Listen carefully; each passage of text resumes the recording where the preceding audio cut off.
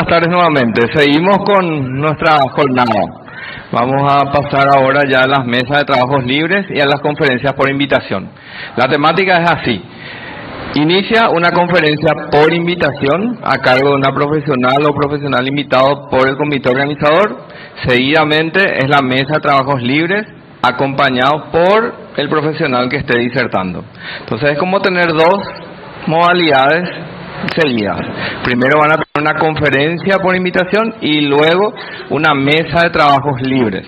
Son 3 trabajos libres que se unificaron, que se unen y presentan en conjunto. ¿Estamos? Y así vamos a tener 3 sesiones, una de laboral y luego otra de las demás áreas. Entonces ahora les dejo con Evelyn Espílona, quien va a seguir con la presentación de la conferencia por invitación.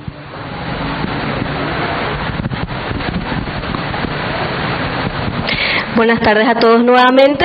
Entonces damos continuidad a nuestro programa con la conferencia por invitación a cargo de la magíster Carolina Galeano, que le tenemos aquí con nosotros. Ella va a compartir con nosotros el tema sobre cambio organizacional. Ella es psicóloga laboral y jurídico forense por la Universidad Nacional de Asunción y cuenta con un máster en Dirección y Administración de Recursos Humanos. Ha cursado varios diplomados en didáctica universitaria, sostenibilidad, gestión por indicadores, metodologías ágiles, Scrum e inteligencia artificial en la gestión de recursos humanos. Se desempeña como docente auxiliar de las cátedras de evaluación del desempeño y desarrollo del personal en la especialidad laboral de la UNA y cuenta con más de 10 años de experiencia en gestión de personas. Actualmente ejerce el cargo de gerente de personas y cultura en el ecosistema financiero del Grupo Vázquez, conformado por empresas como Bueno Bank, Bueno Casa de Bolsas, Buenos Seguros, entre otras. Le damos un fuerte aplauso a ella. También conforman la mesa la alumna Crista Muraglia del quinto laboral de la sede central, Claudia Baruja del cuarto curso de la filial Paraguarí y Óscar Samuel, que está por integrar nuestra mesa, que es también del quinto laboral, sede central. Entonces le dejo a cargo de la magíster Carolina Galeano. Gracias, buenas tardes, ¿cómo están? Soy Caro nomás. Bueno, vienen del almuerzo recién, ¿verdad? Entonces vamos a levantarnos un poquitito, vamos a desperezarnos porque necesitamos suma atención para poder entender este tema súper importante que hoy es la constante dentro de las organizaciones en las cuales hoy estamos trabajando. Entonces, por favor, arriba todos, arriba, vamos a estirarnos, vamos a desperezarnos. Eso, porque después del almuerzo quiere venir y atacarnos a lo que se llama sueño, caigüecito. Entonces, bien, ahora les pido, tomen asiento. Por favor, sus teléfonos vamos a dejar de lado un ratito. Estén atentos, al finalizar vamos a poder hacer preguntas. Y bueno, quiero arrancar con este tema tan importante hoy en lo que tenga que ver con gestión de personas dentro de las organizaciones, que es justamente el cambio organizacional. Ustedes ya habrán escuchado más de una vez que lo único constante es el cambio. En cualquier literatura, en cualquier espacio que ustedes hayan tenido, van a encontrar que el cambio es lo único constante. Entonces, si el cambio es lo único constante, finalmente las organizaciones tienen que tomar o la opción o la decisión de empezar a cambiar según su propio entorno. Entonces, esta pregunta de que el cambio organizacional es una opción o una decisión, la vamos a responder al final con todo lo que vamos a ir viendo, ¿sí? Bien, antes de arrancar, lo primero que tenemos que entender finalmente es qué es el cambio. Y el cambio no es otra cosa más que Todos conocen este simbolito. Todos conocen este simbolito, ¿qué significa? A ver, ¿qué significa? No, exactamente, no es igual. Entonces, cuando hay cambio, cuando nosotros hablamos de cambio, lo primero que tenemos que pensar es que tenemos que hacer de forma diferente lo que está pasando hoy. Yo no toqué. Bien, entonces, ¿cómo sucede ese cambio o ese proceso de empezar a hacer las cosas diferentes? Con esta pequeña palabra, estas dos palabras que se llama pensamiento disruptivo. Entonces, cuando hablamos de cambio, sí o sí tiene que venir a nuestra mente que tenemos que hacer algo diferente, es decir, de forma disruptiva. Este pensamiento disruptivo es lo que mayormente nos dicen pensar fuera de la caja, pero muchas veces decimos, pero ¿qué es lo que es pensar fuera de la caja? ¿Verdad? Entonces, ¿cómo? Y yo me imagino siempre una cajita de fósforo donde te dicen pensar de manera diferente, pensar fuera de la caja, y cómo uno hace para salir de una cajita de fósforo, ¿verdad? Entonces, ¿qué es el pensamiento disruptivo? Escuchen bien esto. Forma de pensar que rompe con los esquemas y paradigmas tradicionales para encontrar soluciones innovadoras y no convencionales. Entonces, hoy una de las características principales que nosotros buscamos en el colaborador o en el aspirante o en el postulante o como ustedes le quieran llamar, para que ocupe cualquier posición dentro de la organización, lo que tenemos que hacer es preguntas relacionadas al pensamiento disruptivo. Porque hoy las organizaciones ya no están buscando colaboradores que vengan solamente y hagan la tarea mecánicamente, porque para eso están las máquinas, mecánicamente para eso están las máquinas. Nosotros contratamos hoy colaboradores y las organizaciones necesitan tener colaboradores que todo el tiempo estén pensando disruptivamente. ¿Y para qué? Y para que realmente todos los colaboradores nos puedan ayudar a ir encarando ese proceso de cambio que hay todos los días. Se viene una actualización de un sistema, hay procesos nuevos, hay metodologías nuevas, se abre un área nueva, se crea cualquier otra cuestión dentro de una organización y solamente ese pensamiento disruptivo nos va a ayudar a que realmente nosotros como colaboradores y por ende como organización podamos marcar la diferencia y hacer las cosas diferentes, que es lo que hoy estamos buscando. Entonces, que una organización tenga colaboradores con pensamiento disruptivo es lo que hoy le hace más competente y sobresale dentro de su entorno en comparación o en relación con las otras empresas que hoy con lo cual hoy esa empresa se está mirando, ¿verdad? Entonces, dicho esto,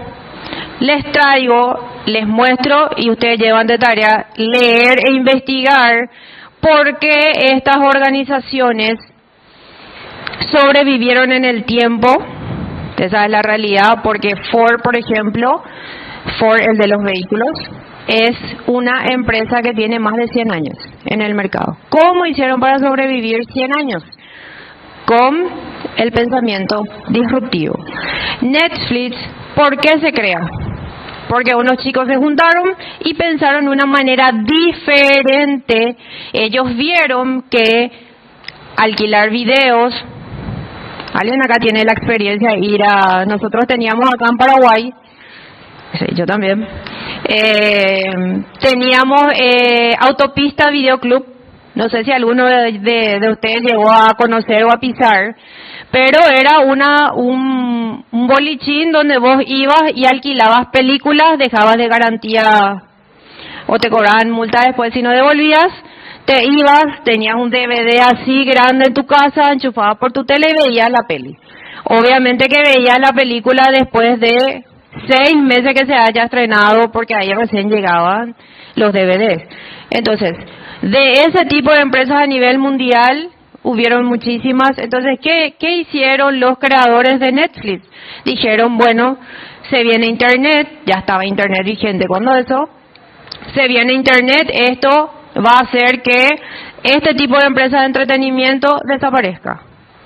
Y fue una realidad. Hoy ustedes no conocen más ningún lugar donde ir a alquilar un DVD, por ejemplo. Entonces, todas estas empresas tuvieron la visión de pensar disruptivamente y empezar a reformularse o reinventarse para seguir sobreviviendo en este mundo donde solamente lo constante es el cambio. Y algo muy interesante sucedió con, todos conocen acá Cirque du Soleil, vino también acá a Paraguay, no sé si tuvieron la oportunidad de visitar, pero si no, esta es un circo que en su momento tenía animales, utilizaba animales para entretenimiento y obviamente esos animales estaban en estado paupérrimo, estaban dopados todo el tiempo para poder viajar largas distancias para llegar a la siguiente ciudad, etcétera. Entonces, en relación a las otras empresas, con Cirque du Soleil pasó algo súper interesante que fue, ellos no tuvieron opción. ¿Por qué? Porque empezaron los activistas a decir, no, esto es maltrato animal, ustedes no pueden seguir con esto, y le empezaban a sacar los animales. Entonces, ¿qué hizo? En vez de Cirque du Soleil ante esa situación y no tener opción, entonces empezó a reinventarse. Y hoy Cirque du Soleil es una de las empresas más lucrativas, inclusive que muchas de las que están acá, aunque ustedes no lo crean. ¿Por qué? Porque reinventaron el entretenimiento. Más o menos son más de 1.000 personas que están trabajando en Cirque du Soleil, en todo lo que eso implica, desde vestuario, desde los propios artistas, etcétera, etcétera, etcétera. Entonces, miren estas empresas y luego vayan a leer qué fue lo que pasó con cada una de ellas. Luego tenemos el polo opuesto, que fueron empresas que tuvieron la opción de cambiar, pero no lo hicieron y hoy ya no existen. Por ejemplo, algo que conocemos o escuchamos mucho, por ejemplo, es Nokia, porque Nokia se resistió a empezar a fabricar smartphones. Y hoy toda nuestra vida está en el teléfono, toda nuestra vida está. Desde nuestros recuerdos, desde lo que nosotros tenemos que estudiar para rendir, todo nuestro dinero, toda la transaccionabilidad, todo está en el teléfono. Hoy nosotros no podemos concebir una hora, un día sin nuestros teléfonos, porque todo hacemos por ahí. Entonces, Nokia tomó esa frase que ya habrán escuchado mucho también, que dice, ¿por qué vamos a cambiar si hasta ahora nos fue bien de esta manera? Y eso le costó realmente su extinción. No sobrevivió, no avisoró, no tomó la opción de transformarse para seguir en el mercado. Y Blockbuster es una de las empresas internacionales parecida a la de autopistas DVD, y esta era la más grande y rentable del mundo, es una empresa americana. Finalmente ellos también quedaron en ese status quo y dijeron, no queremos cambiar, no vamos a cambiar porque estamos ganando mucha plata acá, esta es la forma correcta de avanzar, etcétera, y hoy finalmente es un recuerdo y se usa para este tipo de presentaciones su historia, ¿verdad? También Polaroid, que con la venida de los smartphones, ellos obviamente no se reinventaron. Y también Yahoo, que quien más, quien menos, por ahí sigue teniendo su cuenta de Yahoo, donde no quiso diversificar el servicio y dijo, no, solamente me voy a quedar con esto que tengo ahora. Y bueno, hoy ya es un lindo recuerdo y por ahí a quien más, quien menos se acuerda que tenía @Yahoo su correo electrónico. Bien. Pero, siempre hay un pero en todo. Lo importante es cómo nosotros encaramos ese pero. Yo no hice nada. Estamos en vivo, pasa esto. Entonces, tuvimos las dos caras de la moneda. Tuvimos organizaciones que avisoraron el cambio y por sobre todo se subieron al cambio, y tuvimos organizaciones que no. Entonces, mayormente lo que siempre limita a las organizaciones y por ende a las personas, porque ustedes sabrán que todas las empresas están conformadas por personas, es un tema que hoy nosotros por ahí lo decimos todo el tiempo. Hablamos, decimos esa palabra, pero por ahí no dimensionamos el impacto real que tiene en nuestro día a día. ¿Y qué es? Esta palabrita que estaba acá, que era sentido común. Acá, esta palabrita. ¿Cuál es el principal enemigo del pensamiento disruptivo, es decir, del cambio? El sentido común. Y ustedes dicen, no, pero el sentido común es necesario para mantener las relaciones, para mantener de alguna manera el orden, el progreso, etcétera. Es cierto, pero no en su totalidad. ¿Por qué? Imagínense, Aristóteles ya lo decía en su tiempo, que el sentido común es nuestra capacidad de percibir de manera casi idéntica los mismos estímulos sensoriales. Es decir, que yo y ustedes, a través del sentido común, somos capaces de percibir más o menos homogéneamente todas las cosas que pasan fuera de mi entorno. Pero ¿por qué marqué capacidad? Porque la capacidad es algo en lo cual nosotros podemos intervenir y podemos interferir. El sentido común no es algo estático y no es algo que yo digo, esta silla tiene, la silla tiene que tener 4 patas sí o sí para darnos estabilidad. No, esta silla tiene 2, pero tiene un armaje que me permite a mí tener estabilidad. El sentido común a mí me dice que la silla sí o sí necesita tener 4 patas. Pero y acá se aplica, cuando yo pienso fuera de la cajita, como pensó aquel que diseñó esta silla, le dejamos de un lado al sentido común y armamos otra cosa que nos permita, a pesar de no tener 4 patas, nos dé estabilidad para sentarnos a descansar. Entonces, ahí vamos a ir haciendo, a medida que vayamos recorriendo la presentación, vamos a ir haciendo los ejercicios de qué significa pensar fuera de la caja. ¿Bien? Pero finalmente, ¿qué significa ser una persona con sentido común? Y acá traje algo que yo no estoy inventando, esto es algo que existe y ustedes pueden googlear. Ahora ya no le digo busquen en el diccionario porque el diccionario tienen en su teléfono. Dice que la lengua española dice que es el modo de pensar y proceder tal como lo haría la generalidad de las personas. El estándar. Vuelvo a traer el ejemplo de la silla. Yo dije, la silla sí o sí tiene que tener 4 patas y a muchos le vi acá haciendo así. Pero finalmente el sentido común te dice lo mínimo que tiene que pasar. Ahora, el cómo es donde ahí entra a jugar el pensamiento disruptivo que tiene que suceder no solamente en las organizaciones. Les digo, ustedes tienen que estudiar para rendir y tienen no voy a decir esa palabra, tienen un montón de materiales que tienen que leer. Hay algunos que les gusta leer, subrayar, qué sé yo. A mí nunca me gustó leer, nunca me gustó subrayar. Yo leía una vez y empezaba a hacer todo garabatos y dibujitos alrededor de mi hoja, hacía unos cuadros, unos mapas y nunca más volvía a leer ese material, sino que directamente iba a mi resumen. Entonces, ¿qué yo hice? La regla es tener que leer más de una vez para aprenderte todo lo que dice ese material. Yo tuve un pensamiento disruptivo y dije, no, yo no quiero leer. La necesidad a mí me llevó a pensar diferente y dije, no, yo voy a empezar a dibujar de otra manera, o voy a empezar a dibujar, a pintar, a, no sé, a hacer mapas conceptuales, etcétera, porque yo no quiero volver a leer todo este material. Entonces, finalmente, esta palabrita de sentido común muchas veces nos limita a dar un paso hacia el cambio, que siempre es súper importante. Y eso también va para lo que tenga que ver con el desarrollo profesional.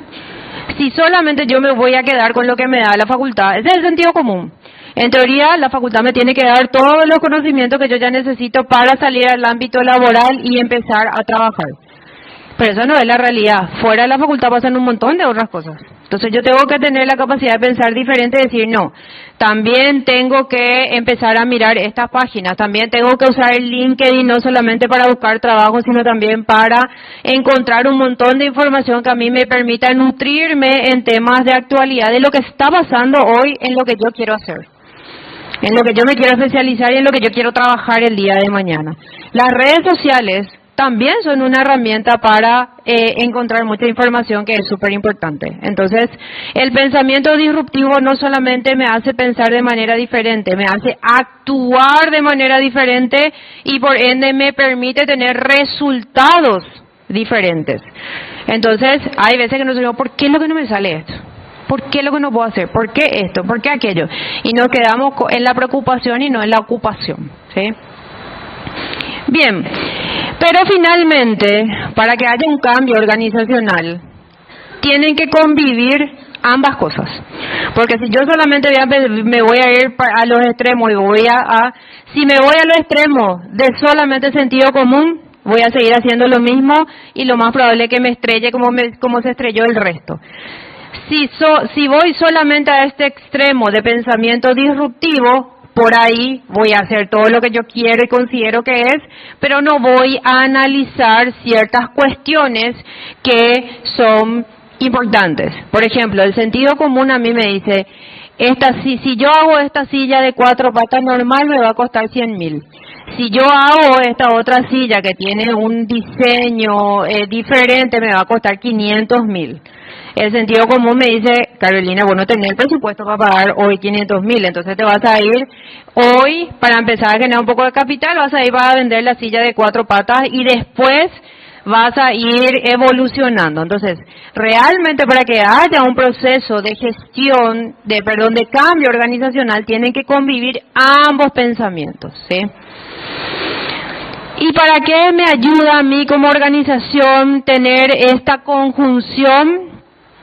Para que las organizaciones puedan anticiparse a los cambios y no van a quedar obsoletos, por supuesto. La importancia me permite a mi organización identificar o ver la importancia de reinventarse continuamente. La innovación continua y la diversificación son esenciales. La combinación de esto a mí me dice que yo tengo que innovar constantemente, pero tengo que hacerlo con criterio. No es que hoy quiero imprimir 500 hojas y no solamente 10. Entonces ahí tengo que innovar y tengo que buscar y ver una herramienta que a mí me permita o otra máquina que me permita lograr el siguiente objetivo que yo tengo. Pero el sentido común me va a decir, tenemos que no tener la plata para hacer esto, tener el personal calificado que va a saber usar esto. Porque a muchas organizaciones en ese proceso de transformación le pasó que compró una herramienta y después no tenía quien, se quedó ahí porque nadie sabía usar. Nadie sabía usar. Y después cuando volvió a la empresa le dijo, sí, yo te voy a dar una persona que se va a ir a capacitarle a tu equipo, pero te va a costar 10 veces más. Por el contrario, muchas organizaciones hicieron eso segundo que les dije, pensaron diferente y dijeron, vamos a venderle la máquina, total no va a tener quien sepa operar y va a tener que volver a mí, y ahí voy yo a cobrarle lo que yo quiero. Y las organizaciones tuvieron que pagar porque finalmente no tenían cómo operar y su producción estaba parada. Entonces, bien, y lo último, la rapidez para adaptarse y la visión a largo plazo son vitales. La conjunción de estos dos temas le da a la organización esta capacidad. Le da esta capacidad de entender, de comprender, de actuar, de planificar, de ejecutar y le podemos seguir agregando todos los verbos que ustedes quieran. Pero, ¿qué es lo que nos trae hoy acá? Y lo que realmente yo quiero comentarles es que finalmente el cambio organizacional no es solamente lo que pasa afuera, no es solamente lo que está haciendo mi competencia y yo no estoy haciendo. Realmente el cambio organizacional es lo que sucede dentro de las organizaciones. Y ahí es donde nosotros, como gestores de personas, tenemos un rol crucial. Es nuestro rol realmente el que exista o se genere un cambio organizacional, porque el cambio organizacional nunca es de afuera para adentro, siempre es de adentro para afuera. Yo lo que veo es lo que está pasando y lo que se viene afuera, pero internamente es donde yo tengo que trabajar, y como las organizaciones están conformadas por personas, ¿quiénes creen que tienen que gestionar entonces el cambio? Exacto, el área de personas, el área de recursos humanos, el área de gestión de personas, como ustedes le quieran llamar. Tenemos muchos calificativos, ¿verdad? Entonces, ¿qué es lo que tenemos que hacer para realmente gestionar el cambio? Tenemos que cambiar la cultura de nuestra organización. Y eso es un tema fácil, dificilísimo, pero no imposible.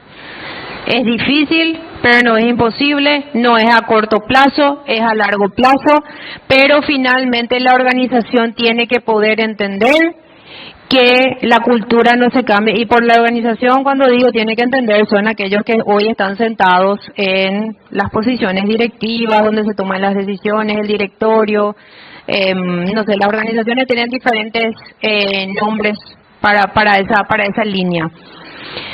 Bien. Pero ¿qué finalmente es la cultura?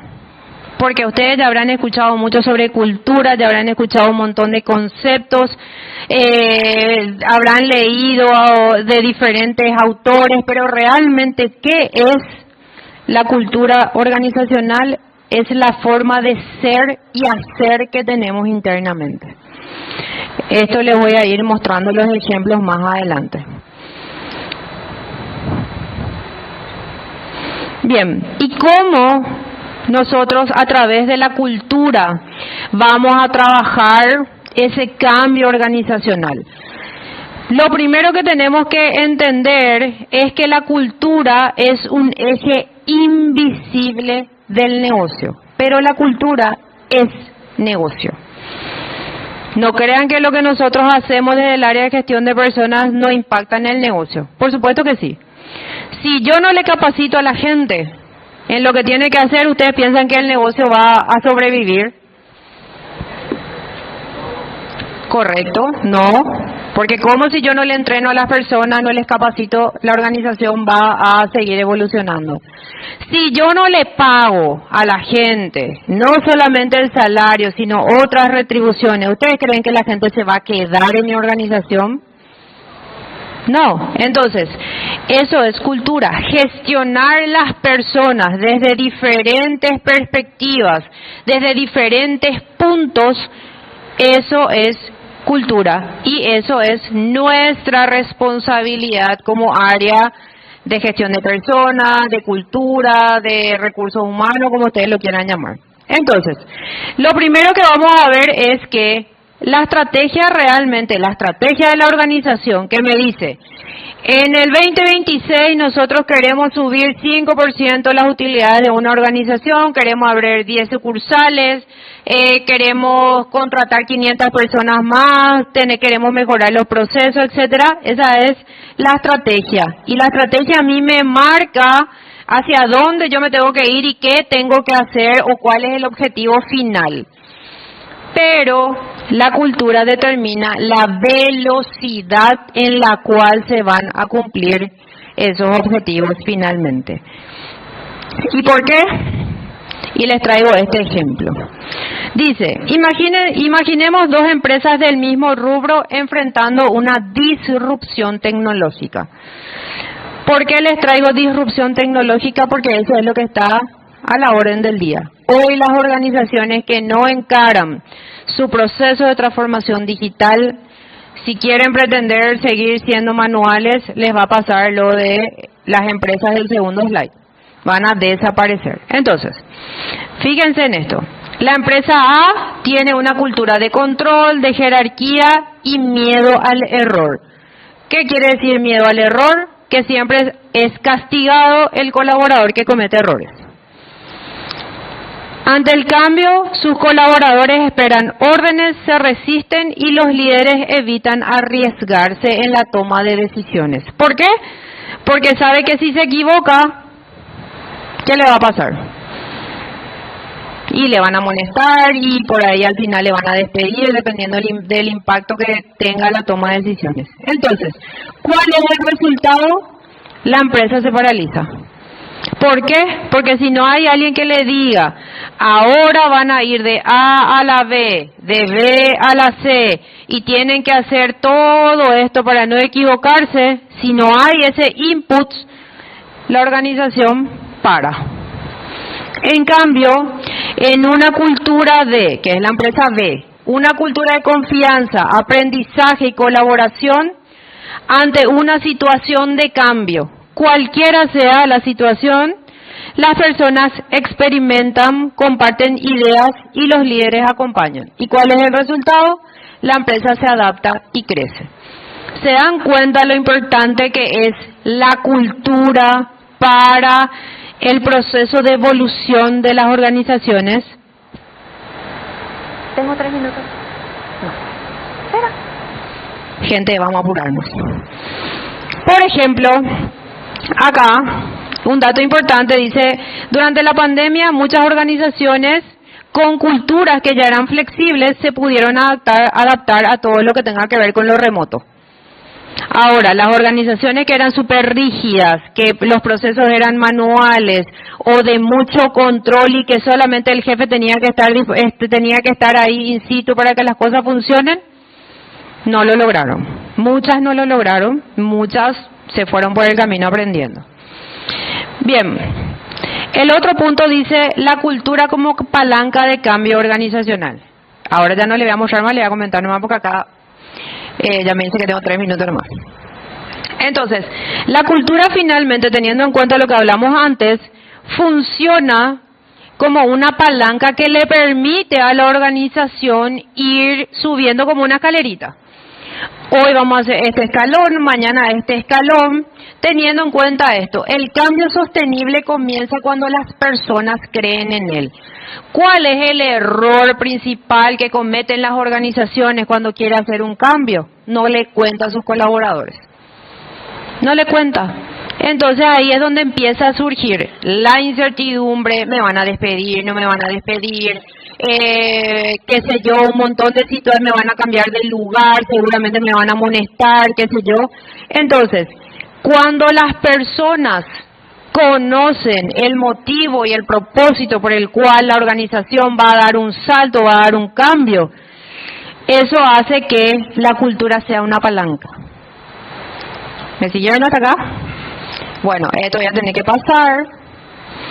El tercer punto dice herramientas para gestionar el cambio desde la cultura. No es que todo tenemos que inventar, hay muchas cosas que ya están hechas. Hay muchas herramientas, hay muchas metodologías que hoy ya están vigentes. Y dice, no se cambia la cultura con discursos, se cambia con coherencia, sistemas y comportamientos. ¿Qué quiere decir eso? Que no es que yo agarro el micrófono y le digo a todos, tenemos que cambiar porque vamos a pasar de ser SA a ser SAECA y vamos a emitir bonos. No es eso, tenemos que vivenciar el proceso. Si yo digo, nosotros vamos a hacer una organización socialmente responsable y vamos a incorporar personas con discapacidad, no termina ahí. Tengo que adecuar las instalaciones, tengo que mejorar los procesos. Si voy a tener personas que tengan problemas con el habla, voy a tener que enseñarle a mis colaboradores lengua de señas, qué sé yo. O sea, no es solamente decir, es hacer. Y ahí es donde tenemos varias herramientas que nos pueden ayudar. Dame 2 minutos. ¿Verdad que quieren 2 minutos más conmigo? ¿Viste? Bueno, En el punto anterior de herramientas, algo que sí les quiero contar es que en este proceso de gestionar la cultura no estamos solos, o no deberíamos de estar solos. Nos tienen que acompañar los directivos, porque si ellos no creen en que la cultura es el motor o la palanca para avanzar en el proceso de cambio, no lo vamos a lograr. Los líderes nos tienen que acompañar porque ellos son nuestra voz y son los primeros que tienen que creer en las cosas que suceden para que realmente el colaborador también lo crea. Si yo voy a incorporar tecnología y ahora digo, ya no vamos a usar más no vamos a usar más Excel, vamos a Power BI. Pero si finalmente el líder no está convencido, le va a decir a su equipo, tráeme acá tu Excel, vamos a mirar cómo avanzaste en tu proyecto. Entonces, estamos invirtiendo tiempo, dinero, capacitaciones, etcétera, etcétera, en enseñarle a la gente cómo usar Power BI y finalmente su jefe le está diciendo, tráeme tu Excel. Por eso los líderes tienen un rol súper importante también en el proceso de cambio. Cultura, continuidad y sostenibilidad del negocio. Acá todos tenemos que entender que la cultura no es un gasto. La capacitación no es un gasto. Darle beneficios al colaborador no es un gasto. Son inversiones que vamos recuperando a corto, mediano, largo plazo. Pero finalmente se recupera y tiene un impacto súper positivo. Bueno, voy a pasar. Y el último punto habla del rol de gestión de personas como guardianes de la cultura. Nosotros somos los guardianes, el policía de que realmente la cultura no solamente se quede en un papel, sino que realmente también se vivencie a través de los valores, el propósito, las políticas, los procedimientos, etcétera. Mantener viva la cultura mientras las empresas evolucionan. Ese es nuestro rol. Bueno, me voy a ir a la gracia por lo menos, ¿sí? Tenía un video. ¿Me va a dar tiempo para ver el video? ¿Ya no? ¿Ustedes me pueden regalar un poquitito de su tiempo? ¿Viste? Negociación, pensamiento disruptivo. Poneme el video, señor. Este video resume todo lo que les comenté hasta ahora. Y esta es una de las empresas que tiene varias estrellitas en temas que tengan que ver con gestión de cultura y eso que está en varios países. Y la misma cultura se replica en todos esos países. El anterior. Nuestra visión para trabajar en Kimberly-Clark. Sentimos un gran orgullo por lo que hacemos. Y así debe ser, porque lo que hacemos es importante. A primera vista parecería que simplemente fabricamos una variedad de productos. Pero si miras con más detenimiento, notarás que lo que realmente hacemos es marcar una diferencia positiva en la vida de las personas. En todo el mundo, en más de 150 países, ayudamos a más de 1.000 millones de personas cada día. Eso es mucha gente. Y los ayudamos a hacer algunas cosas muy importantes, como luchar, reír, amar y simplemente seguir adelante con dignidad. Porque lo que realmente hacemos es lo esencial para una vida mejor. Retarnos a hacer una vida mejor exige que siempre nos esforcemos para ser mejores. Para competir en un clima de negocios en continuo cambio, se requiere una cultura orientada al desempeño. Nuestra filosofía, basada en la persona, expresa lo que esto significa para nuestros empleados, lo que esperamos y cómo apoyamos a nuestra gente. Estamos comprometidos a liberar el poder de nuestra gente, a aceptar la diferencia que puede aportar la diversidad, a animar los valores de la empresa, hacer crecer nuestro negocio y a ti también, crear una cultura ganadora, celebrar el éxito, llevar vidas bien balanceadas y retribuir donde quiera que estemos. Esa es la clase de compañía que aspiramos ser. Bueno, ahí para competir al más alto nivel, atraemos. Esto va a ir navegando. Yo les puedo dejar este video o busquen ustedes después el video de Kimberly-Clark y van a ver todo lo interesante de cómo ellos crearon una cultura y hoy ellos se siguen manteniendo, pero lo más importante es lo que dijeron adelante, una cultura basada en el desempeño y en las personas. Entonces ese es el foco que ellos tienen. Ellos saben que como trabajando con las personas van a llegar a tener el éxito que esperan. Entonces ahí, ahora sí vamos al gracias. Y mientras pasa al gracias, vamos a responder entonces la pregunta que teníamos al inicio, que era: ¿cambio organizacional es una opción o una decisión? Es una decisión. Realmente hoy ya no es una opción. Hoy o lo hacen o no lo hacen. La decisión está en cómo lo hago para que realmente tenga el impacto que estábamos esperando. Así que bueno, gracias. Agradecemos nuevamente a la profe Carolina por enriquecer este momento con sus conocimientos y su experiencia. Muchas gracias, profe. Ahora pasamos al momento de compartir la mesa de trabajos libres, que va a estar a cargo de las estudiantes de Psicología Laboral que estuvieron realizando sus investigaciones. En primer lugar, vamos a estar escuchando a Crista Muraglia, del quinto laboral de la sede central. Nos va a estar hablando sobre la relación entre la autoeficacia profesional y el capital psicológico positivo en colaboradores de Paraguay. Luego vamos a escuchar a Claudia Larisa Baruja, del cuarto laboral de la filial de Paraguarí, quien nos va a presentar el trabajo titulado Empoderamiento y procrastinación laboral, un estudio correlacional en trabajadores de Paraguay. Finalmente nos va a estar compartiendo Óscar Samuel Segovia, también del quinto laboral de la sede central, sobre el trabajo sobre asociación entre el miedo al fracaso y engagement en trabajadores dependientes e independientes de Paraguay. Les damos la bienvenida entonces con un caluroso aplauso, por favor, y le escuchamos a Crista. Adelante.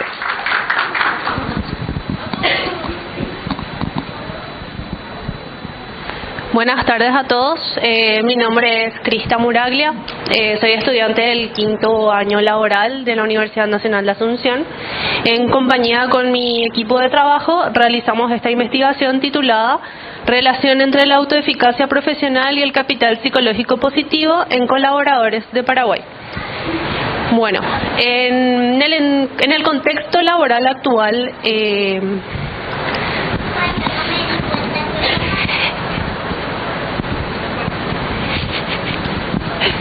existen altas demandas laborales, además de transformaciones constantes por la que los colaboradores no solamente necesitan competencias técnicas, sino también que recursos psicológicos, ¿verdad?, para poder adaptarse, también mantener la motivación y sostener el bienestar.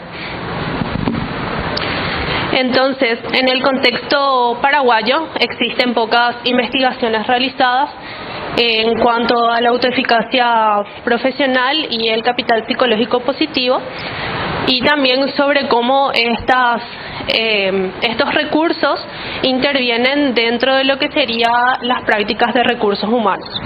Entonces, para esta investigación realizamos un estudio cuantitativo, no experimental, transversal y relacional, con una población de 2.132 personas, colaboradores activos de distintas organizaciones del Paraguay, arrojando un resultado de una correlación positiva, moderada y estadísticamente significativa. Entonces, esto confirma que la relación en cuanto a mayor autoeficacia profesional, también mayor capital psicológico positivo en los colaboradores. Entonces, estos hallazgos confirman, ¿verdad?, que la autoeficacia profesional actúa como núcleo de lo que sería el capital psicológico positivo, lo que esto valida la hipótesis planteada. Además, también coincide con la teoría social cognitiva de Bandura, ¿sí? Entonces, en el contexto laboral, esto se traduce en que el colaborador tiene mayor predisposición a enfrentar situaciones frente a adversidades, ¿verdad? Entonces, se propone retos, también tiende a innovar y también mejora su desempeño laboral. En el contexto paraguayo, muchas organizaciones están atravesando transformaciones digitales, además de altas rotaciones y también cambios culturales. Entonces, la autoeficacia profesional y el capital psicológico positivo actúa como un protector, ¿verdad?, que amortigua situaciones de estrés y también fortalecen el desempeño dentro de la organización. Y en el contexto paraguayo, esto entonces fortalece para lo que sería la cultura también dentro de la organización, además también de las sugerencias que estuvimos estudiando dentro de la investigación, que sería para el desarrollo de la autoeficacia profesional, proponer metas progresivas que sean alcanzables, que generen esa experiencia de éxito dentro del colaborador, también fomentar lo que sería el feedback constructivo, el reconocimiento continuo, además de capacitaciones en habilidades socioemocionales. Y en lo que sería el capital psicológico positivo también podemos realizar talleres de resiliencia con técnica de reencuadre y pensamiento esperanzador. También incluir en la evaluación de clima y bienestar el capital psicológico positivo para ver cómo va evolucionando. Entonces, a nivel estratégico, integrar la promoción del capital psicológico positivo no solamente como bienestar individual, sino como una ventaja organizacional, ya que esto predice la productividad, el compromiso y la permanencia. Entonces, desde el rol de la psicología laboral, tenemos la posibilidad de, ante estos hallazgos, de proponer estrategias de desarrollo para empresas más humanas, más resilientes y sostenibles. Gracias.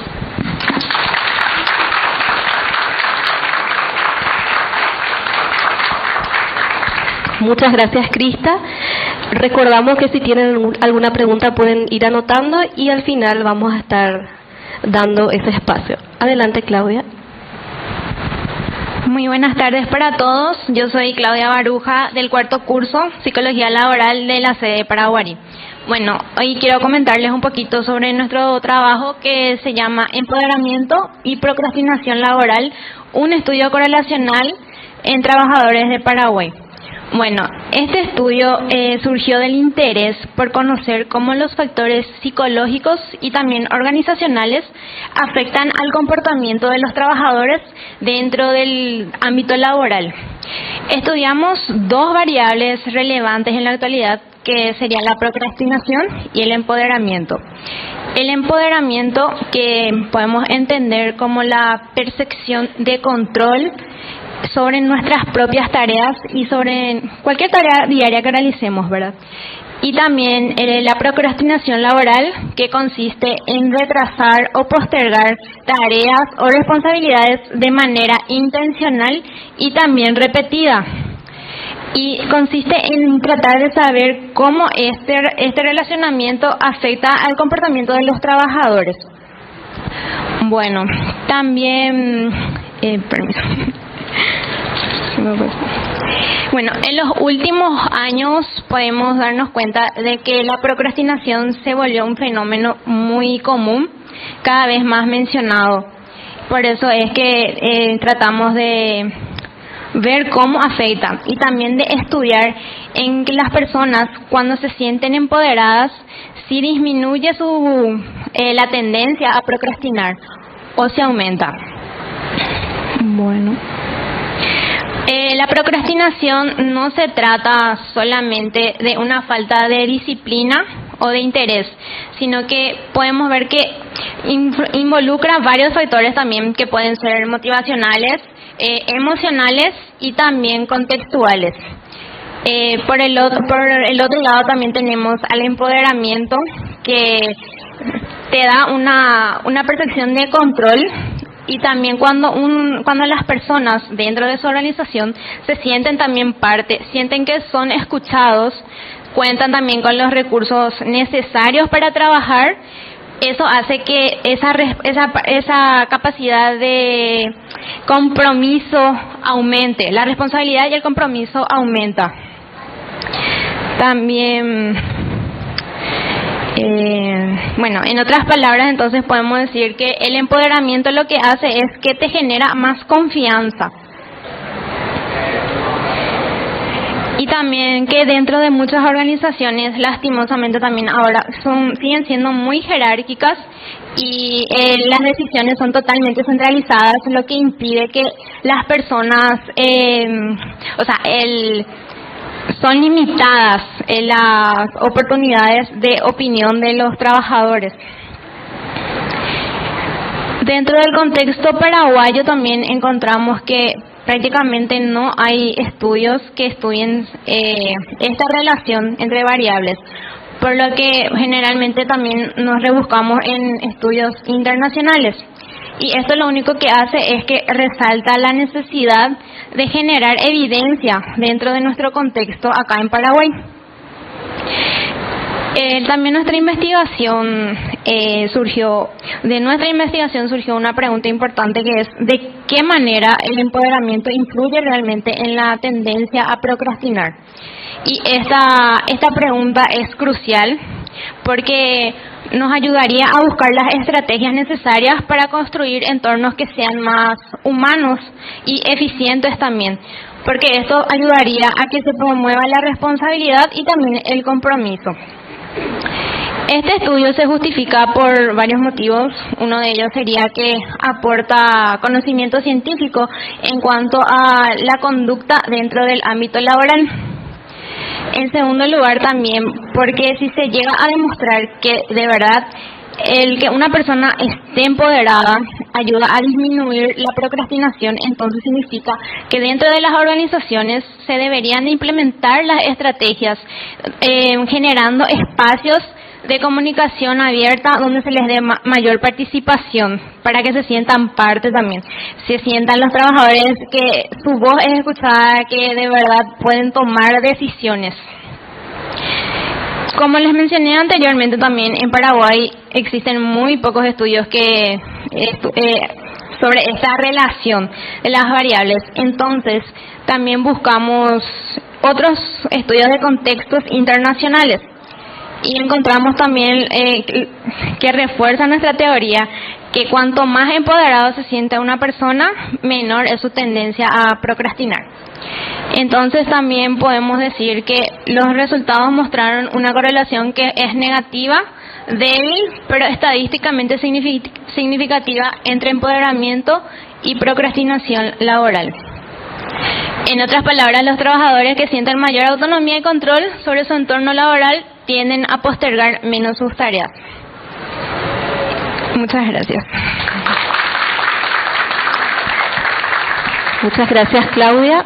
Te escuchamos, Samuel.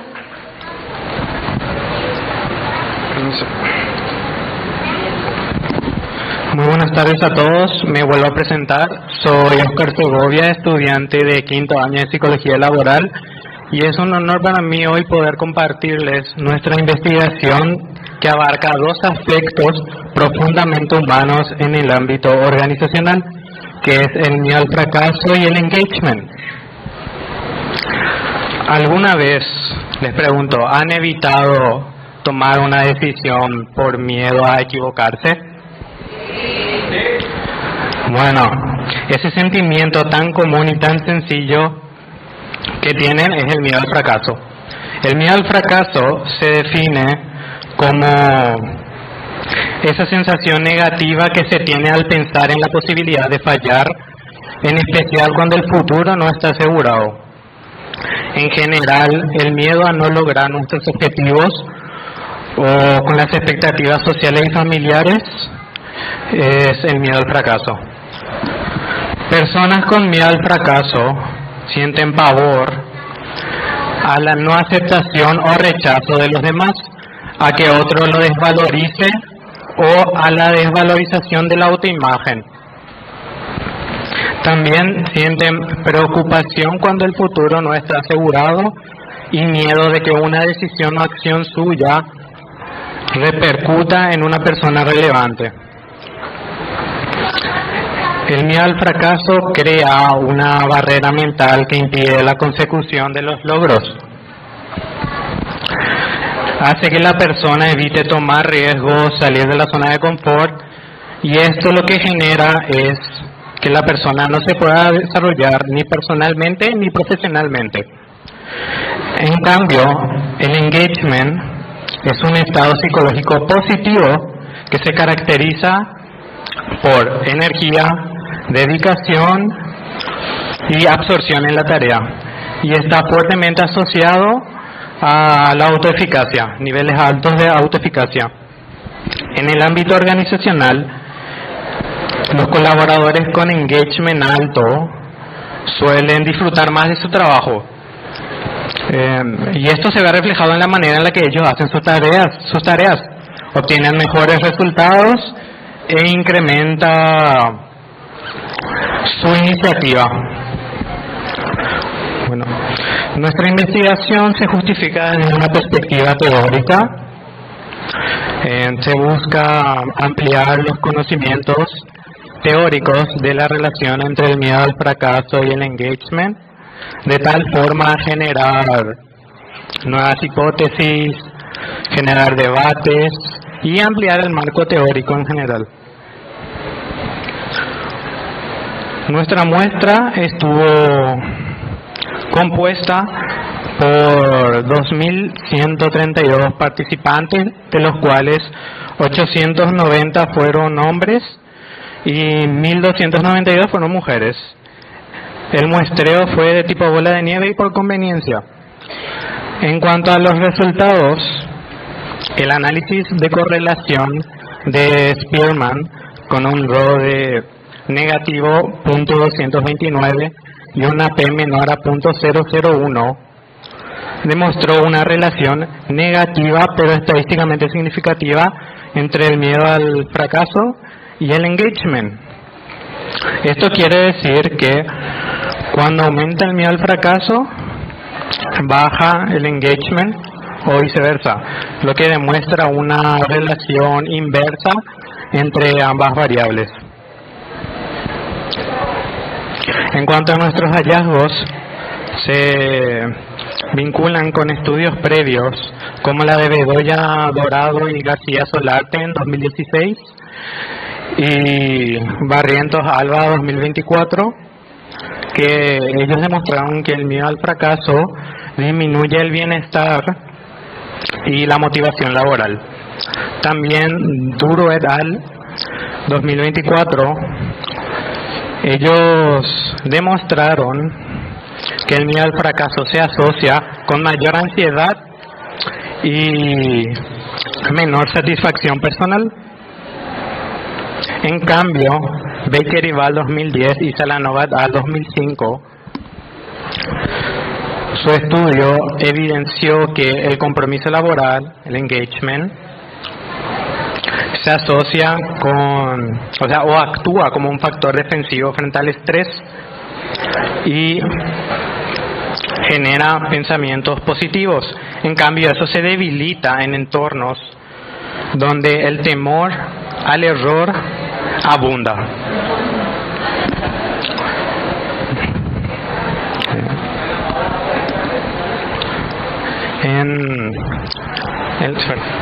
En las organizaciones se recomienda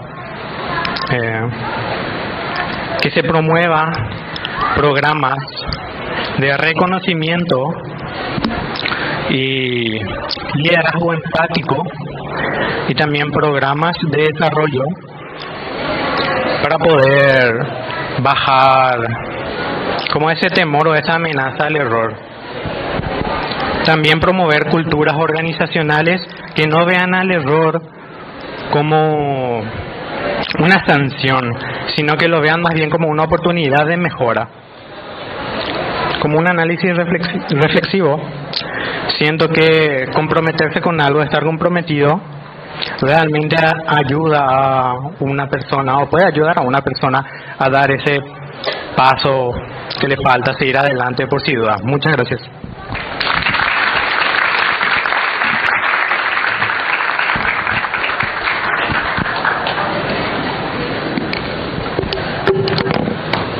Bien, gracias a los estudiantes por compartir sus investigaciones súper interesantes.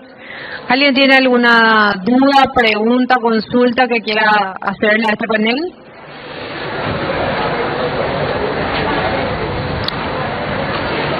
¿No? Bueno, vamos a cerrar con un resumen súper importante de lo que comentaron los alumnos de sus investigaciones. Se dan cuenta lo importante que es gestionar las personas dentro de las organizaciones.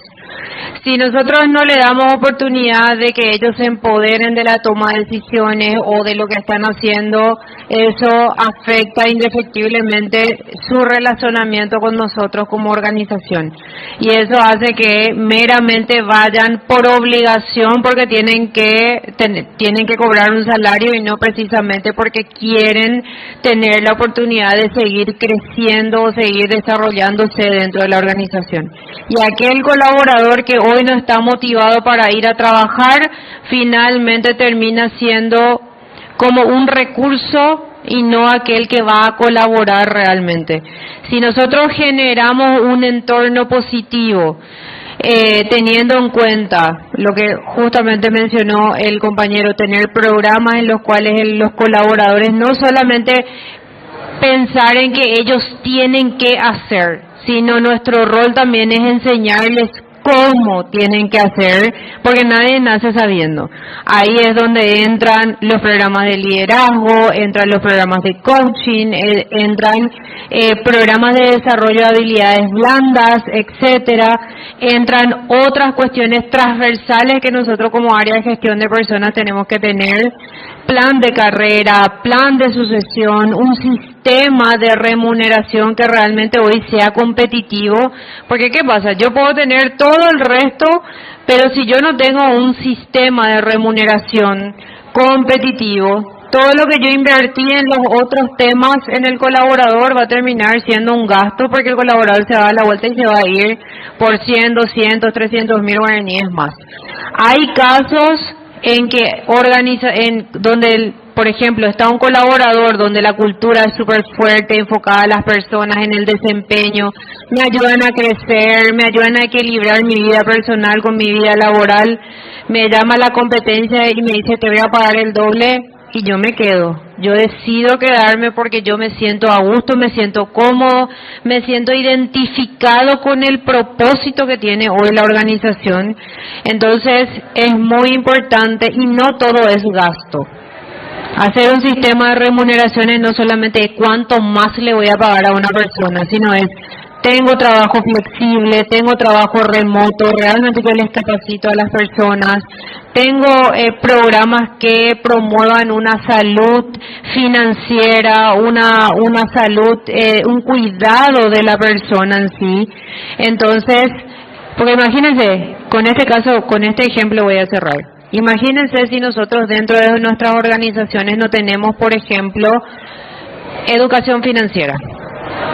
Tenemos un colaborador excelente, que es proactivo, que está empoderado, que es mi plan de sucesión dentro de la organización, pero por decisiones o por situaciones hoy está con una cuestión de no tiene salud financiera, está endeudado, etcétera. Viene la competencia o cualquier otra empresa y le dice te ofrezco 500,000 más, y ustedes qué van a pensar que va a pasar. Se va a ir porque en otro lugar le está apretando hoy el zapato, que es en la parte económica. En cambio, si nosotros tenemos, por ejemplo, espacios de educación financiera, le podemos ayudar a ese colaborador. Bueno, ahora, porque hay asesores, hay programas, etcétera, que se pueden trabajar en las organizaciones, le enseñamos cómo puede realmente optimizar hoy su salario. Hay colaboradores que antes de llegar a fin de mes ya pidieron todos los vales y finalmente ya no cobran nada a fin de mes. Esa es una realidad que hoy sucede, no es más todavía post pandemia, que ahí fue bastante complicado, hoy seguimos arrastrando ciertas situaciones post pandemia. Bien, gracias por escucharnos, gracias también a los chicos, felicitaciones por la investigación, y no se olviden, nosotros gestionamos personas, no gestionamos procesos, no gestionamos máquinas, no gestionamos información, gestionamos personas, que finalmente termina siendo el vehículo para que todo lo demás funcione. Gracias y que sigan disfrutando del encuentro.